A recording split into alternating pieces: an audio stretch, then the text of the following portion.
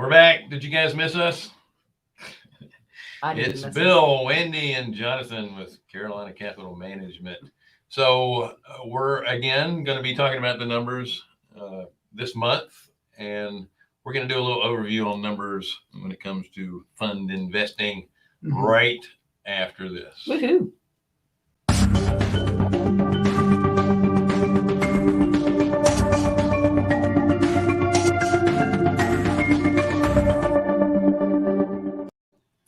I guess I don't have to say who we are anymore because our graphics do it for us. That's right. Isn't that sweet? It is. Pretty It's nice. pretty cool.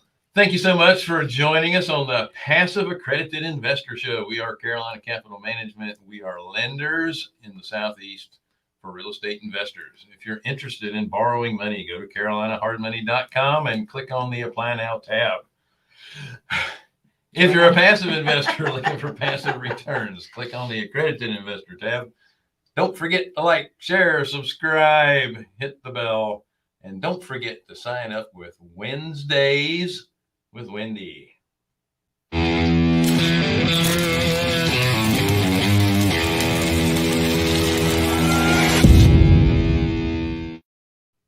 feel like I should be playing. And I'm pretty sure that that's not copyrighted material. I love it. I love it. That's so cool. So Wendy gives up 30 minutes per person every Wednesday to talk about anything real estate. There's the link to her calendar. Sign up as soon as you can. By the way, we have a comment or question section over Chat box. on the right side. Yes. Chat box. That's fine. I'm That's not- fine. It's on the right side of your screen or underneath, depending on the platform. Probably not above. By the way, there's also in there in the chat box already a link to wisewomenexpo.com. That's You wanna right. talk about it, Wendy? That's right. Wise Women Wait a minute. Expo. We have a little commercial about it, I think. Oh, we do? Or a little graphic.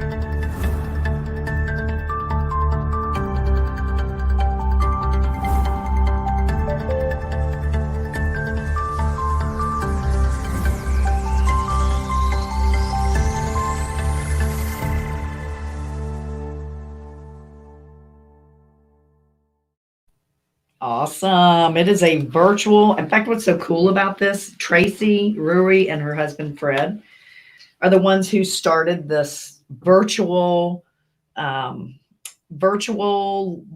virtual events long before COVID hit. That's what was so cool about it. They did it long before COVID hit. I remember when we did our first one with them as a group. It wasn't called Wise Women. It was another one that they do. That's excellent. And I was amazed at how many people came to that. It was, thousands that showed up for this event that was online. I was like, wow, this stuff really works. It was easy for them to show up. That's right. They only had to go to their That's desk. right. So they're like, they're out in the front runner of knowing how to get these kind of things done. And the Wise Women of Real Estate is really good. It's not just for women, although the lineup is all female. The speakers are incredible. You've got Liz Faircloth. There's Tracy Z on it. Liz Faircloth also has this thing called investher.com, which is really cool. Mary Hart's on there. Just really good folks that know what they're talking about. Lots of different topics, like anything you can imagine. Darlene Root is a speaker. She was in our mastermind. She's a sharp chick as well. And it's it's a female lineup, but a lot of men attend this as well. It's really, really good. So you can do it online, October 22nd and 23rd. Killing them. It is. He's just trying. I'm just going to keep talking and keep talking. But anyway, you can sign up for it and get a ticket for it. So tell all your friends. Yeah. So then I was going to say,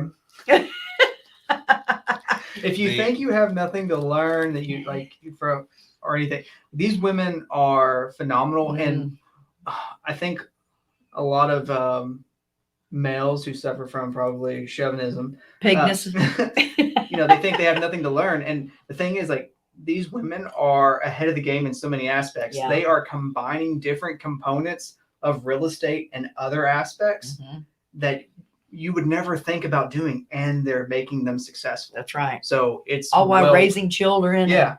Well, it's well worth your time to figure this, sit in there and figure these things out, because they are blazing the trail on new and exciting things in real estate. Yeah. Well said, Jonathan. Thank Oh, you. And I was going to say the information could be identified in any gender. It doesn't really matter who's delivering it, Yeah. Well. right? So you would say the information is non-binary? Yes. Okay, got it. Wait a minute. It identifies as a female Binary. Isn't that a code? event, but any gender can enjoy it. That's correct. I keep getting out of the screen. Sorry. Well, we'll keep pushing you. That's Yeah. So the numbers. Is what we're yeah. gonna talk that's- about. yeah. Bill, this is really your forte, isn't it? Well, no, you're in there as well. So I'm sorry, I shouldn't have laughed so hard when he said that. again, we're focusing in on the numbers this month, and I just want to kind of give you an overview of investing in private placements, the different types of private Yep. placements, what numbers are important to you, depend on where you are. I would really like to preview this though and say this about numbers, although I hate them. You have to count them. You have to know them to be successful and understand what it is you're doing. Once we really got our arms around all of our numbers and Mhm. what we were doing, our business just exploded. Number one, I mean, we grew exponentially Mhm. from once we really got our arms around it. The other thing that's really cool about it is now that we really know and understand our numbers, and I hate to use the word manipulate. That's not what we're doing. We're not manipulating anything, but we know timing of things that need to be accomplished, the deadlines that need to be met that will really make a difference on how those numbers turn out. Mhm. There's so much more that you can do once you understand your numbers and how they work, how you can make them even better, and just be a better, stronger company for it. Whether Yeah. you're a single person or a big company, your numbers are important. Well, the old adage is 100% true. If you can't measure it, you can't manage it. Well said. And it's 100% true. So once you begin to be able to measure things, you can then manage them. And like you said, it's not manipulating, it's managing. It's knowing, do I sell this tranche of notes Mhm. before this level of rehab is allocated out? Right. And what does that do if I do one or the other in different sequences? Mhm. And knowing how those play together allows you to control and say, hey, I want to, it lets you back into your number. I want to solve for X being the return we want to get. Getting the best you can get. And then holding that as our constant and then not manipulating, but managing everything over here to make sure that we still get out to this number. Yeah. Excellent. Well, that being said, if you want to go over to the stock market type of forecasting, most companies have to do their business based on each quarter, Mhm. their earnings season, because if you don't post the proper numbers at that quarter, then your stock prices go down. Yeah. Right. Mhm. The visionaries, however, they have to think 5-10 years in advance.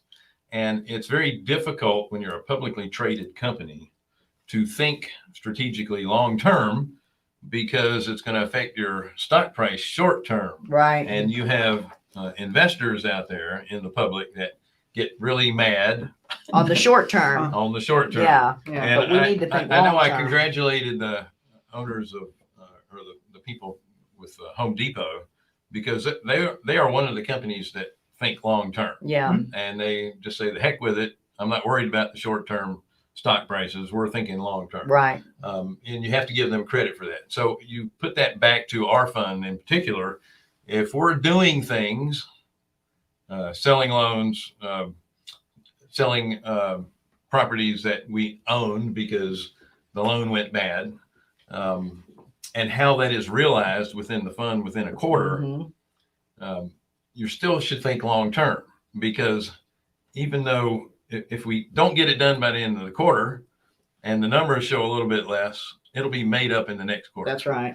So thinking short term should not really come into play. Right. But at the same time, you don't want to freak people out. Everybody looks at their statement it's funny, monthly, and quarterly. Yeah. even though they only report quarterly, they look at them every month. This hasn't changed. Yeah, I mean, that's right. It hasn't. Scott put the question, what is a private placement? Yeah. Do you want to touch on it, or you want me to? Go ahead. Private placement. I talk all the time. Yes, you do. Private placement is just an opportunity that is not a publicly traded or government backed opportunity. It would be like our fund is a private placement. It is an opportunity to invest your money into a privately held, what would you say? I guess privately held, not Fund. syndication, but fund. Yeah. So that's all that is. It's a privately held investment. Yeah, private. That's the word I'm looking for. And Thank you. there's a lot of companies, and this is where you're getting a lot of pushback from. I forget what the heck they're called now, but there are these groups of funds that will go in, and instead of offering an IPO, they'll go in and fund these companies. Initial initial public offering is what yeah. you would have if somebody wants to trade publicly on the stock market. But they have these funds now that they'll take money from investors, and they give you a criteria on the types of companies that they are looking to fund. They don't have it yet. You're just hoping that they're going to find the proper companies, and then they go in and buy these companies before they ever get a chance to get on the open market. And that's also a private placement because they're limiting who the investors are. The thing that the reason it's called a private placement, and you have to qualify to get in them, is because the SEC wants to make sure that your financial knowledge is great enough that you know what you're doing. Because the government you know what knows you're better. getting into. And then number two, if your financial knowledge isn't that great, because one of the certifications is you have to have $1 million in net worth, not counting your primary residence, is that you're not losing your last dime in this investment. Right. That you can afford to lose money if you don't have the financial wherewithal to understand the investment that you're getting in. But don't worry, guys. Gambling is still legal, so you can still do that if you and lose as much as you want. You can't lose money That's investing it. You can't do that. That's right. But you want to go to Vegas and go right put all your ahead. money on red 32? Okay, sure, go for it. Well, so true. There's a lot of so true. There's a lot of stock picks that are the same way, right? Love it. Yeah, absolutely. Look at venture capitalists. Yeah. They invest in multiple companies, hoping that just one will pay off and pays it'll cover off. up the rest. Yeah. You mentioned looking, further in the future, not being so, driven by the quarter. Short term, yeah. Yeah. And reminding me of, it was actually Jeff Bezos that said this, and, was talking about how you build a company, and people always ask him, well, what do you look to build your company out? Like, how do you know what's going to change? Like, how do you do that? And I think his response was, in a nutshell, it's like, that's pretty much not, I get asked that all the time. That's not the interesting question. The interesting question is, what's not going to change? And that's when you want to work with people who are long-sighted. They are building something around like the fundamentals of things that won't change or that have a slim possibility of changing. Yeah. And that's assuming we don't get any changes in the IRAs.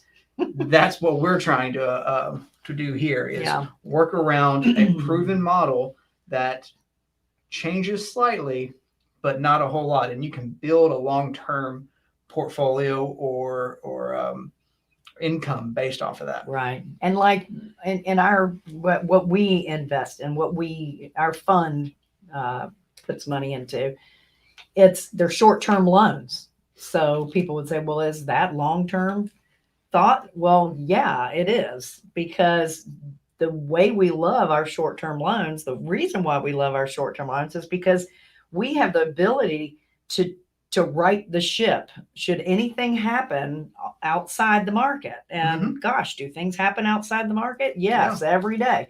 So we like the ability to be able to change whatever direction we're in. Because we're in short-term loans, we can easily do that by Yeah. changing our products and think about, like, we switched from higher end properties to more affordable made a properties. huge difference. And then Mhm. also this year we have not really switched, but because our loans are such short term, we were able to allocate more money into emerging opportunities like new construction, storage facilities, Mhm. you know, Apartments. industrial conversions, stuff like that. Because fix and flips, there's not as many as there used to be. That's right. But if we were in longer term stuff, we wouldn't have been able to correct that in such a short time period. That's right. That's Yeah. right. It makes a huge difference for us. Well, investors, and in this case, we'll make the jump over, or the leap over to borrowers.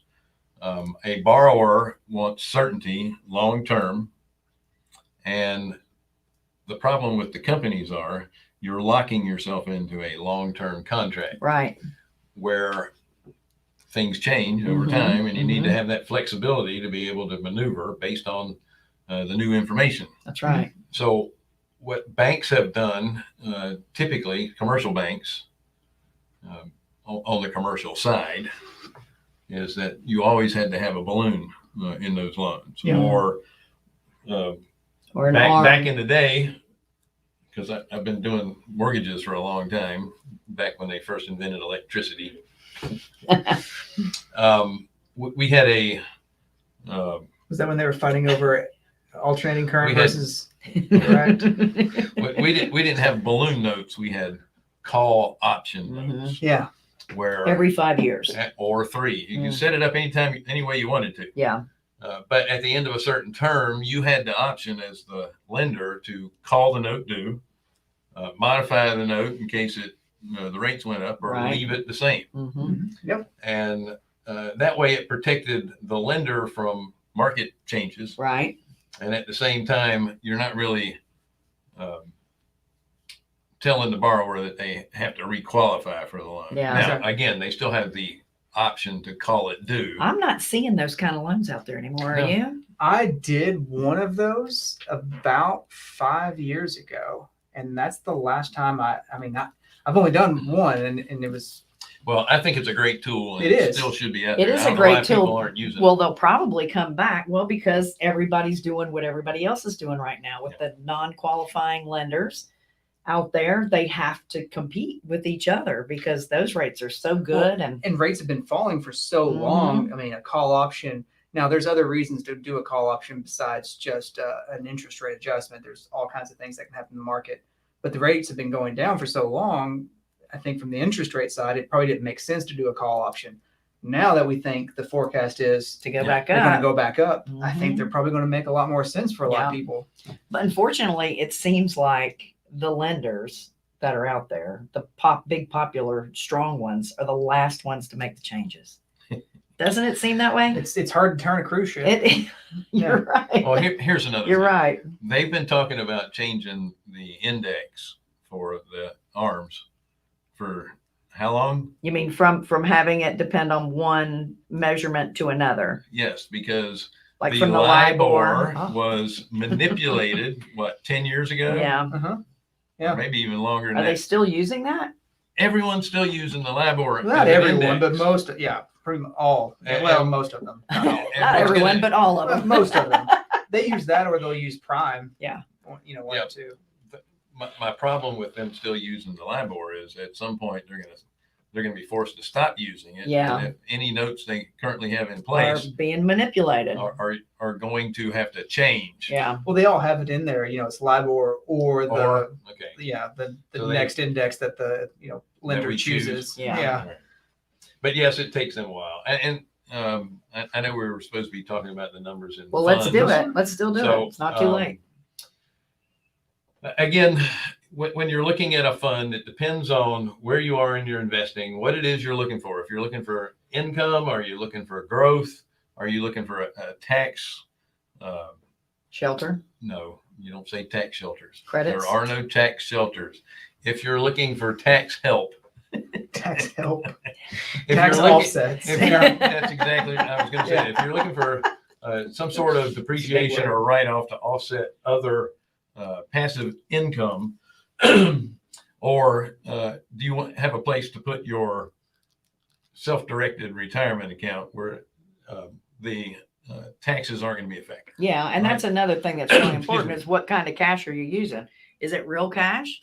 Is it Monopoly. self-directed money? Monopoly? Self-directed money may be monopoly money shortly Yes. if they get away with what they're trying to do. But yeah, I mean, even where your cash is coming from is really important as to what kind of a fund you should be Yeah, I investing mean, in. if you have a self-directed IRA, which means you can direct that money into whatever investment you want that's legal, you can put that into a fund, and a fund that doesn't own assets, and that's perfect for an IRA because it can't capitalize on the tax offsets. That's right. Because it's a tax deferred vehicle. Like an apartment building development versus notes. Yeah, exactly. If your income or your gain in the fund is derived by taxable income, then it's a perfect place to put a tax deferred or tax exempt money. Yep. If it's not, and you would like to have some of those write-offs, then you would invest in something that owns property that has that type of And then tax. the other thing to be thinking about too, that a lot of people just, blow through it and they don't really pay attention is there a life to this investment? Is it a 5-year term? Is it unlimited? Is it an evergreen? And can you compound the money that you put in, or are you going to have to take everything out? Yeah. Every quarter. So like syndications are typically, you get maybe a pref plus an equity piece on the back end, right? That would be a preferred return. Preferred, yeah. And in in a fund that compounds your principal, basically, I think we were talking about what example in the fund from someone that invested, I don't know, I think it was like $70,000 or something like that, right? Is that our parents? No, that's a different one. But yeah, we had someone that initially, I believe, put $50,000 in our fund, and after how long? 5 years? It was in 20. Yeah, it was the end of 2015, first of 2016. So right about 5 years. Yeah, it had doubled, right? That I am talking about our parents. We had a 13.75% return because it was compounding over time. Yeah. We had another one that was it got in a little bit later, but that return was 10, almost 10 3/4 as well. Yeah. So if you don't understand compound interest, after what was it, 4 or 5 years, whatever it was, it's 13.75. Sure. If they keep it in there and the fund They keep their dividends in there, not dividends. Yeah, they keep their principal and their distributions go back in, then that 13.75 just keeps getting bigger. It doesn't so it'll turn into 15%. Then at some point, if you keep it in long enough, it could be a 20% return. That's right. It's the opposite of paying your extra principal to your loan if you're borrowing. That's money, right. because you're only being charged interest on the outstanding balance. And in this case, when you're compounding, you're being paid on the compounding, on the ever increasing balance. You're being paid a return on. Right. So it's one of the 8 wonders of the world. Yeah. I like. Now, here's another thing. Another couple of things to keep in mind. Are you exit strategies, and what happens, worst case scenario, is my money going to be tied up for 5 or 7 years that I can't get to it? Or are you just going to pay an early withdrawal penalty for taking it out early? Right? Yeah. That makes a difference. I mean, stuff happens, life happens. You might have to get your money somehow. If you're in a fund that doesn't allow you to get your money until the project is complete, then you're stuck. Right. If you're in a fund that never ends, an evergreen fund, more than likely you're going to have a early withdrawal penalty for taking it out early, but at least you can get to your money. Yeah, and it may be like ours, I think, is a 2-year commitment. Some do 3 years, some just do 1. And The thing is that all that we're talking about, and there's no right or wrong. Yeah, it's just depending on where you are. It's what works for you and what you have in mind for your financial future. And I know we're getting close to the end of time here. Well, not the end Oh, of all geez, time, just man. the end of our time. The women do. But I Well, it is also a wanted new government. I also wanted to just slightly skim the top of your return. Is it based on actual income that's being received, or is it based on a future value? Mm-hmm. Yeah, and that depends on what you're in. Right. So So typically, if you're in a property type of a fund, it's part of your return is based on a future value. Mhm. And all we have to do is look at COVID. If you were in commercial properties that were hospitality, that future value is not what you thought it was going to be Yeah. when you started. Any kind of buildings that had to do with sales, retail sales, that was rough too. Yeah, office buildings, everything got reevaluated. Mm-hmm. That had to do with if it was in a lockdown and you weren't using it, they were being reevaluated. Now, in any other time, they're probably sure bets. Mm-hmm. But is it safer to be in something that is there's no guarantee of your return, That's why you but need it's to but it's diversify. income Mhm. over time, or is it going to be something that's truly based on what the value of that property is going to be? Right. and what could help you make your determination is using IRR to figure that out. How fast you're gonna Right. get your capital back. Yeah. And So talk Jonathan about will that, be doing Jonathan. a webinar on the same Yeah. thing. Yeah. The first Wednesday in November. We will Yeah. give you a link as soon as we have one. Yeah. It'll So- be good. I mean, one of the things when you're evaluating is at what point are you most likely able to get your capital back? Mhm. And the sooner you are able to get your capital back, and that once that capital is back and then it switches to cash flow, that is a more favorable vehicle to be in than one that takes longer to get your capital back and then that conversion to cash flow. So,